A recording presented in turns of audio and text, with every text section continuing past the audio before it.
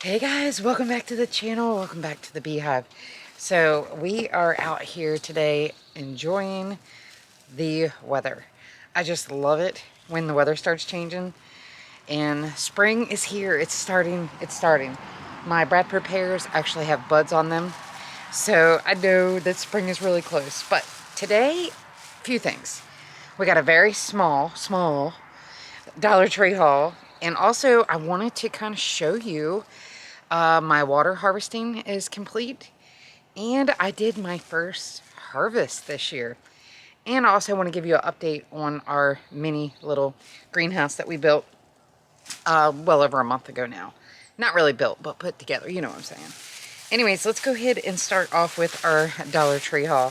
So I couldn't resist. All right, I had to go back. The Beehive, we have to have our bee-themed garden flag. How cute. I'm gonna put this out front. I don't know if I'm gonna put it out by my mailbox or out in front of the house. I have two areas where I have the little mini flags. These are great, and they're good quality for $1.25. If you go to Walmart, they have them as well. Theirs are double-sided, so it's a little bit nicer, but they're $5. So I did get some more seeds. I want to plant romaine. I don't have this style of romaine. And Roma tomatoes. I don't have any of those, I don't believe, so I want to start those. Zinnia. I didn't think I had any zinnia, and I wanted to get some of those. And then bush beans. I don't have any of the bush beans, so I picked up these. Great deal, 4 for $1 at the Dollar Tree, and I've always had pretty good luck with their seeds. Not garden related, however, if I ever need to come out in the garden to see if I have like any sort of slug issue, the best time is to come out at night and then use a little flashlight. This is super cool. It is magnetic. You can magnetic to your refrigerator or anything like that. But I thought, how cool, something I can just kind of grab and go when I need to go into the garden and check on things at night. So you're going to see what these are for here in just a minute. But I went to the Dollar Tree to try to find pantyhose. Couldn't find it. But I found these. And literally, they're just like pantyhose. There's 3 in here. I've already opened them up, and I'll show you why in just a minute. But I got those. Show you how I'm going to use that in the garden. And then I did pick up 4 of the stackable trio planters. Now, let me tell you what I did one year in error. And I learned this by watching another YouTuber, and I don't remember who it was now, but on the bottom of these, you'll see it does have like 3 punch outs in each one. Another YouTuber recommended do not punch out all 3 of those because it does tend to dry them out a lot quicker. She recommended to just put 1 little drill hole in each one. That way it doesn't, lose as much water so quickly. And so I think I'm going to do my herbs in this, like my parsley, my cilantro, and then of course I'll probably put some flowers in here as well. And these are super cool. If you pack them away every year, don't leave them out in the weather. They'll last you quite a few seasons. But if you do leave them outside, like I did one year, I didn't put them away in the shed. They did dry rot, so keep that in mind. But how stinking cool is this? So affordable. And this year I noticed that they had mini versions, and I'm just kind of afraid to do the mini version, thinking that, these do dry out kind of quick just because there's not a lot of soil that goes in these. So I don't know. If I did the smaller one, it would be like for inside plants, not outdoor, right? Just because the heat would dry them out. But yeah, that is, like I said, it's not a big haul, just a little bit of things that I wanted to pick up. Let me know in the comments down below, are you shopping at the Dollar Tree for any of your gardening items? I just love going in there and checking in. Just when you think that they've got everything out for spring, I go back in and I find something new. All right, so the next thing is I had my first harvest this year. Look at all this parsley. I had 4 of these.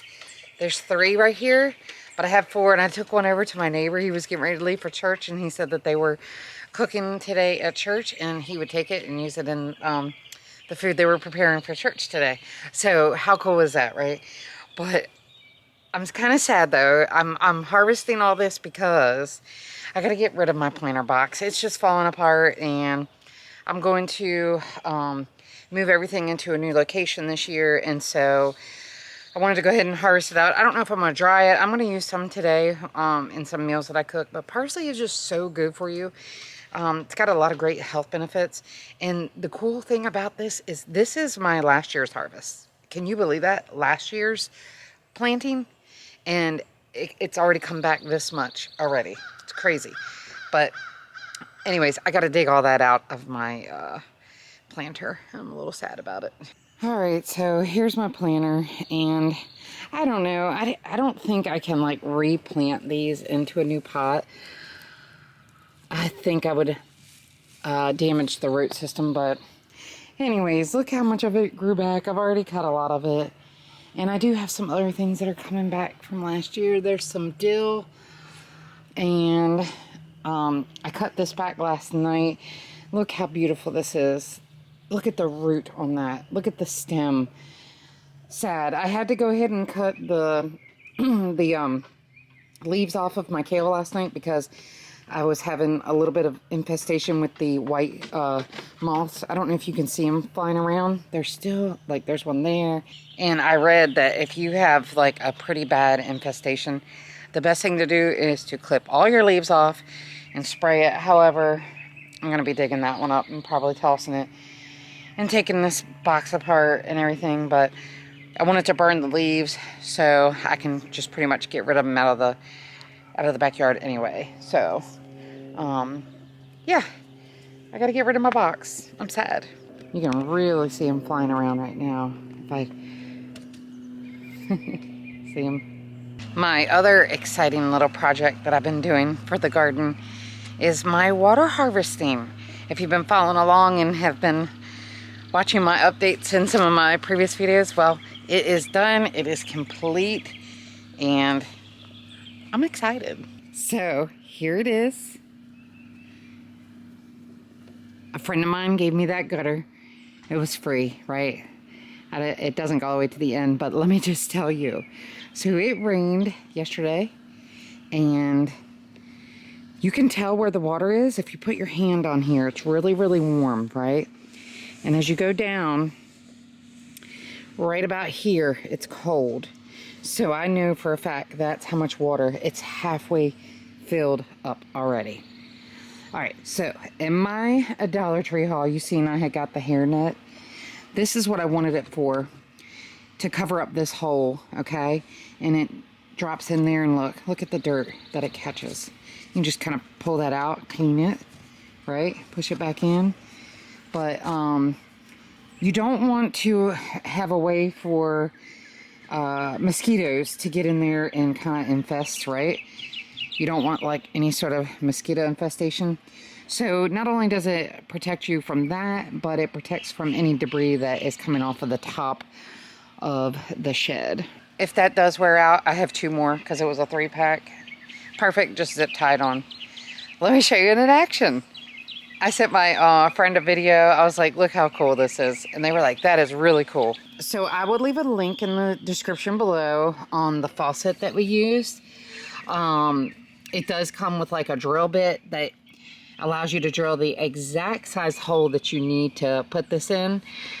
But I already turned it on this morning, but let me set it back here. I think the stream comes like this far out. But check this out. You ready? Here we go. Look at that. I've been catching it in there, but how cool. I got rainwater, clean rainwater. So yeah, I'm really excited. And what's kind of cool is if I can get my hands on another barrel, realistically, I could just put 2 of them side by side and put a tubing to connect the both of them. So as the one overflows, it can overflow into the other, right? So I don't know if I'll do that or not, you know, we'll see. But yeah, how cool to be able to use rainwater to feed the garden. It's going to be so much better than using, you know, the tap water. Obviously, you know, it's fine, but this is going to be so much better for it. All right, and lastly, look at this. I'm going to have to take the lid off. But do you see that? Do you know what that means? That means that that has grown so tall that it's touching the lid. This was our little DIY greenhouse that we did about a month ago, and it is absolutely amazing. I'm going to probably harvest this today and have a nice salad. But we got radishes. They're not quite ready yet. But oh my gosh, it's just so cool. So cool. No. And Trixie said I'm gonna eat it. But yeah, that was such a simple little DIY that is so effective, and it kind of gave me a jump start on being able to have some early salad greens and things like that. So yeah, that is everything that I wanted to update you all on. Today I'm going to be working on emptying this box and putting the soil in like a swimming pool and re-fertilizing it, mixing it with some new soil, just to kind of give a nice fresh start to the year. Maybe get my bags moved. I got to get a tarp laid down in the back. But yeah, I'll keep you updated along the way, obviously. Let me know what you are doing in your garden to get ready for 2024. And yeah, that's going to do it for today's video, guys. Thank you so much for watching. Subscribe if you're new, and I'll see you in another one. Bye.